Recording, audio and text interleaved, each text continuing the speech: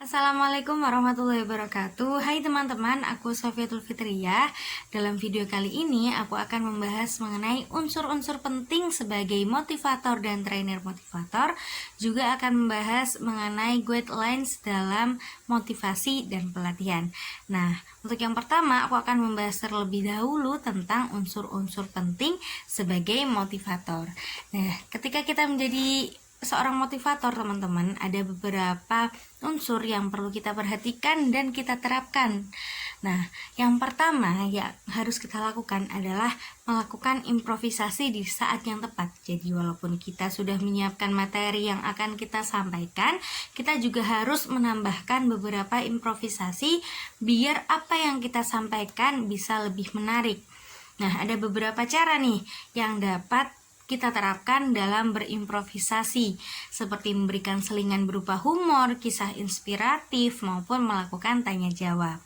Kemudian kita bisa membuat catatan kecil. Nah, salah satu treatment yang dapat kita terapkan adalah membuat catatan kecil sebagai pengingat kita. Nah, isi dari catatan ini adalah poin-poin penting yang akan kita sampaikan kepada audien. Dengan begitu, kita dapat meminimalisir resiko melewatkan salah satu materi yang akan kita sampaikan. Kemudian, kita harus membangun interaksi dengan audien. Nah, kita jangan sampai nih lupa untuk membangun interaksi dengan audien agar suasana yang tercipta menjadi lebih hidup dan tidak membosankan. Kemudian yang harus kita lakukan adalah berbicara dengan jelas. Nah, agar kita bisa menjadi seorang pembicara yang sukses, maka kita harus nih menguasai skill berbicara secara maksimal. Aspek yang perlu kita kuasai adalah meliputi cara pengucapan, pemilihan diksi, dan intonasi. Poin selanjutnya yaitu kita harus ada kontak mata. Nah, kontak mata ini sangat penting untuk membangun dan menunjukkan rasa percaya diri kita. Kemudian, kita harus menggunakan bahasa tubuh. Nah, penggunaan bahasa tubuh ketika berbicara di hadapan publik jelas penting karena akan memberikan penegasan-penegasan mengenai informasi yang kita sampaikan. Selanjutnya yaitu unsur-unsur penting sebagai seorang trainer. Nah, yang pertama nih, kita harus interest. Interest adalah rahasia pertama yang perlu kita ketahui untuk menjadi seorang trainer yang handal. Memiliki ketertarikan yang kuat dalam pelatihan dan materi khusus terkait apa yang dilatih.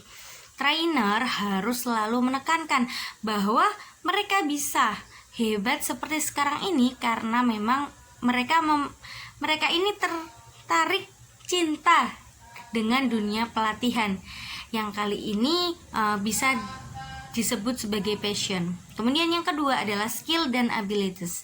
Interest saja nih tidak cukup, melainkan seorang trainer juga harus melengkapi diri dengan keterampilan yang diperlukan untuk menjadi seorang trainer yang handal.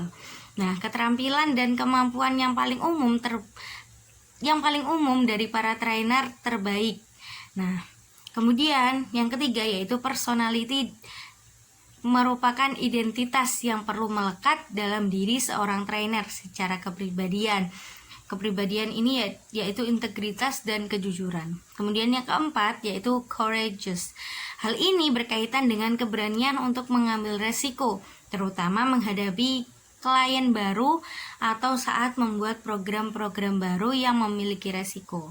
Kemudian yang kelima yaitu komunikatif. Maksudnya bukan hanya bisa berkomunikasi menarik di atas panggung saja, tetapi juga dapat berkomunikasi satu lawan satu kepada klien atau peserta. Kemudian poin yang keenam yaitu confident. Maksudnya adalah menjaga kepercayaan diri saat diberikan tantangan yang lebih besar atau mendapatkan klien yang juga lebih besar. Kemudian poin selanjutnya yaitu kreatif.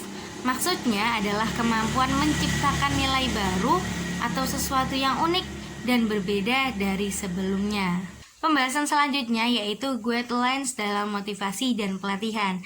Nah, Guidelines dalam motivasi ada beberapa poin nih teman-teman. Yang pertama yaitu prinsip kompetisi, kedua prinsip pemacu, ketiga prinsip ganjaran dan hukuman, keempat prinsip kejelasan dan kedekatan tujuan, yang kelima pemahaman hasil, yang keenam pengembangan minat, yang ketujuh lingkungan yang kondusif, dan yang kedelapan adalah keteladanan. Jadi ada 8 poin.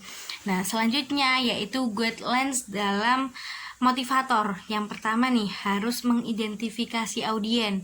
Organisasi adalah kuncinya. Yang ketiga, trainer selalu mulai tepat waktu. Dan yang keempat adalah berakhir tepat waktu. Kemudian yang kelima adalah keterbukaan terhadap pengetahuan. Yang keenam, menghormati audien. Yang ketujuh, fleksibilitas. Yang kedelapan, mendorong umpan balik. Dan yang kesembilan adalah terus memperbarui skillnya. Nah, sekian yang dapat saya sampaikan. Kurang lebihnya saya mohon maaf. Wassalamualaikum warahmatullahi wabarakatuh.